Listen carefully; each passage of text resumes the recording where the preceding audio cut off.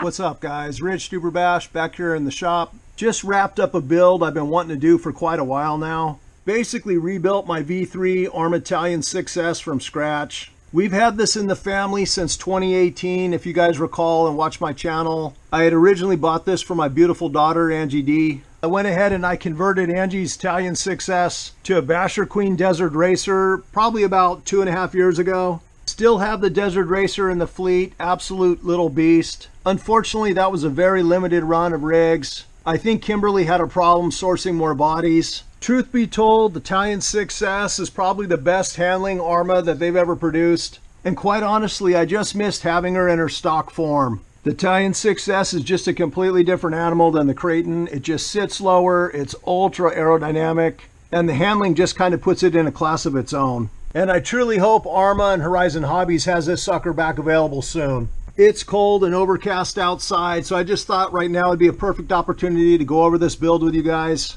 touch on some of the key upgrades, and try and share some tips along the way. You'll see I'm obviously using one of the traditional red V3 bodies. Really like the blacked out look as well, but the goal of this build was to use parts I had on hand. You'll see I'm running the stock Qatar wheels on here. These are the original non-belted. Of course, I did go ahead and vent these, and then I taped up the rim holes with just a little piece of Gorilla Tape. Through the years, I've tried different tires on this rig. I've tried the Proline Shockwaves, the original Badland 3.8s, as well as the ARRMA backflip LPs for the 4S rigs.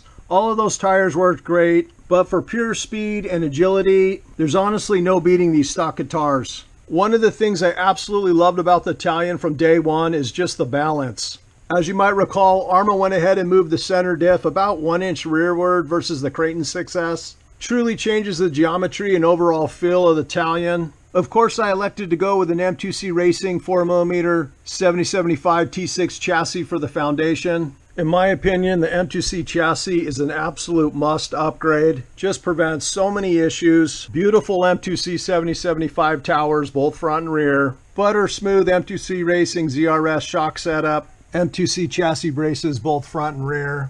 7075 upper hinge pin mount. 7075 steering rack. Also running M2C Racing shock standoffs. For electronics, you'll see I went with a Hobbywing setup. This is the Quick Run 8BL 150. Absolutely awesome for the price. I think I paid about $160 for the combo on Amazon. I've been running this same setup in my Typhon XL for just over a year.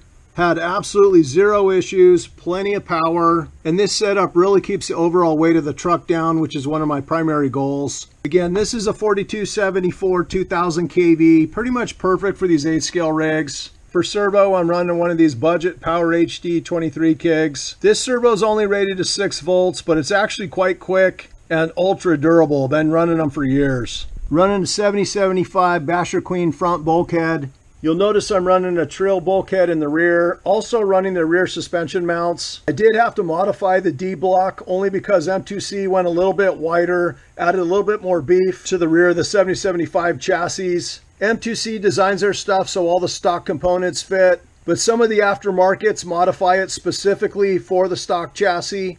Not sure if you'll notice I had to take a little meat off of both ends of this D block just to get it to sit nice and flush on the chassis, keep from any dirt getting in there. You'll see my suspension. I stuck with a stock 2000 CST. With the M2C pistons and the ZRS shock caps, this sucker is just so frigging plush. Obviously, suspension setups are highly personal. I really like mine to run about arms level as far as the spring preload goes. I think these are actually Outcast springs I've got on here. You'll see with a drop test, this sucker's super planted. You'll notice I've got her slightly towed out up front, and then I've got the camber kind of slightly leaned in. As always, you want to adjust your droop screws so that effectively when the car's up on a stand, you have to lift your rod end up to actually get the pin through the arm. All right, guys, intermission. This is Coco. He's about 1.5 years old. This is first time up on the RC bench, but this little bugger just keeps barking his little ass off. I figured I'd go ahead and give him just a minute of attention. There you go, little buddy. You doing okay? You doing okay? For top race, you'll see I'm running an old Basher Queen carbon fiber setup with machine 7075 ends. You can effectively make your own carbon fiber brace This is a 10 by 12 millimeter. It just showed up in the mail from Amazon. Got this in a 4-pack. It'll slide right over the stock brace. All you got to do is swap your rod ends and then throw on these M2C Racing machine ends right here. These are an awesome option, guys. Just remember, when you transfer the grub screws, you want to use some thread locker, kind of thread lock them into these machined ends and then just spin them right onto the brace. I also use this orange Permatex thread locker for pretty much all my pinions now, and I'm still using their medium strength gel thread locker for the rest of the hardware. You'll notice under the M-bell, I've got one of these M2C Racing supports. These are composite. I think they're only like $5 at their website. These are channeled underneath, so you can essentially just zip tie it in place. As far as gearing, I'm starting with a 20-tooth hardened steel Robinson Racing. Got my stock 50-tooth spur. Also just got one of these little hot racing servo arms. I really prefer these over the stock setup. Just a little bit tighter fit and definitely holds onto the servo better.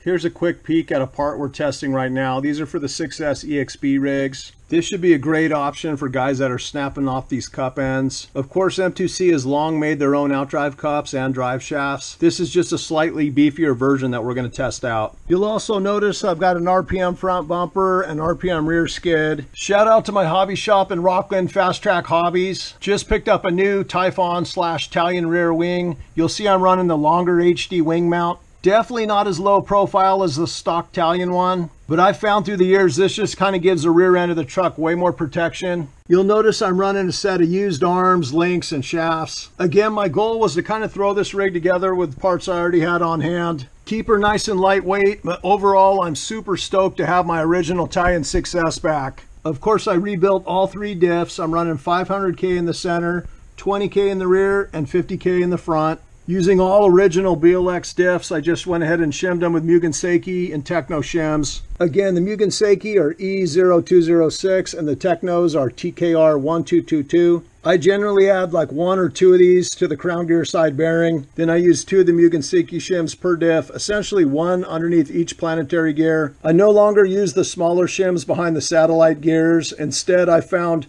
ARRMA went to using outdrive shims on their newer rigs. I use the stock outdrive shims. There's 1 per outdrive and then just 2 of these per diff. Again, for the ZRS shock setup, it's super easy to do. Obviously with the shock off the truck and the spring off. What I do is I fill the shock body till it's plumb level with the very top. I use a blob of the TLR shock O-ring grease all up on the inner seal. Screw the cap on nice and tight. I slowly push the shaft all the way down to the rod end, and then I finally just put on the bleeder screw. This emulsion style setup is way easier to get dialed in versus a bladder. Another little tip, get some of these cheap Scotch-Brite scouring pads. These are perfect for rubbing off grime off your hinge pins and getting your stub axles nice and clean so it's easy to get your hexes on and off. Also like using these little pipe cleaners to clean the inside of the A-arms or the hinge pins slide in. As far as the wire configuration, I've found through the years it's best to keep your wires running right up over the top, especially if you like doing jumps. Basically puts way less strain on the wiring harness. You can drill a couple holes using a small drill bit. Just be careful right through the plastic gear cover. Then you can run a zip tie and just kind of tie all these wires down. I can still move these around and have access to these M4 bolts for my motor mount. But this also takes tons of strain off your connections here at the ESC. Here's another shot of my go-to marine grease for the front and rear ring gears and input. I absolutely cake my gears and the inside of my bulkheads. You can find this stuff online, usually through eBay. I think it's like 15 bucks for a nice container. This has by far been the best grease I've ever found. Not only does it keep your gears nice and healthy, but it helps keep water and junk out of your bulkheads. This sucker stands about an inch wider than stock because I swapped on the Creighton hubs, stub axles, and hexes. Pretty much just adds a little bit more high-speed stability. As much as I love bashing, guys, wrenching and tuning is definitely my favorite part of the hobby. At the end of the day, you get out exactly what you put into these rigs. And there's just a different sense of understanding and pride if you go ahead and tear these rigs down and actually put in the work yourself. Once again, huge shout out to Mitch and Avery Looper with M2C Racing for all the killer hop-up options. Absolutely stoked to have this sucker back in her original form, and truly hope that ARRMA and Horizon will re-release the Talion 6S.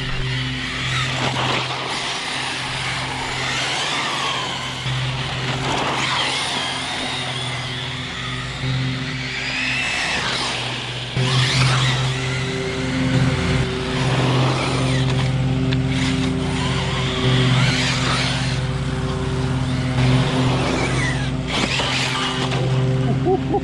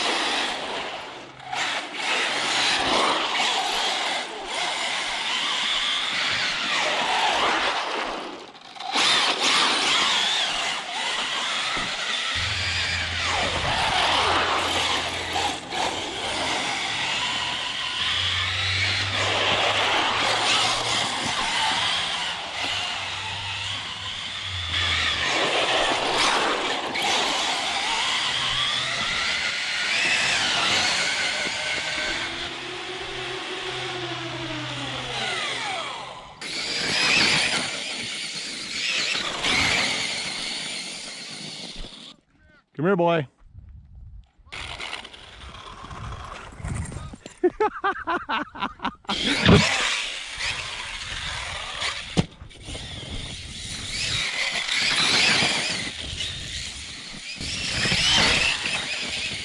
Man, I miss this ripper.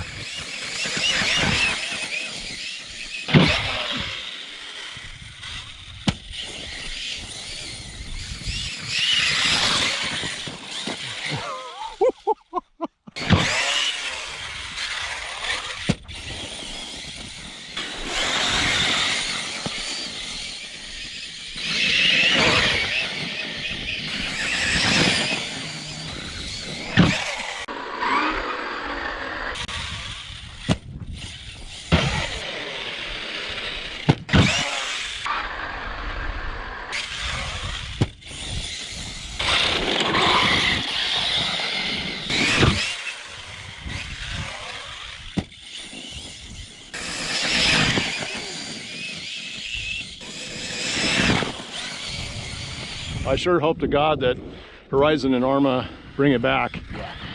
It's just so perfectly balanced, you know what I mean? And with this little budget system, she friggin' absolutely rips. Oh, exactly.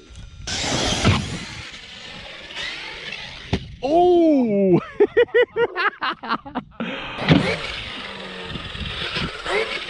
Oh!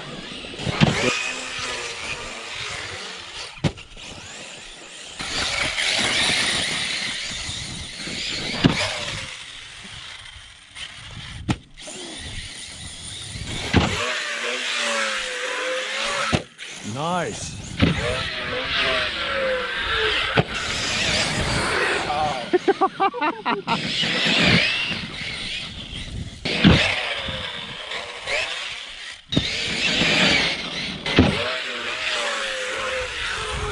Oh, nice.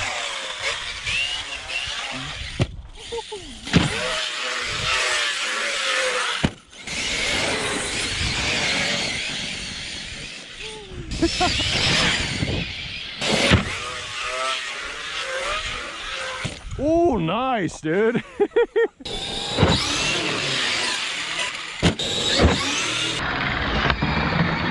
Oh. Gotta love it, man.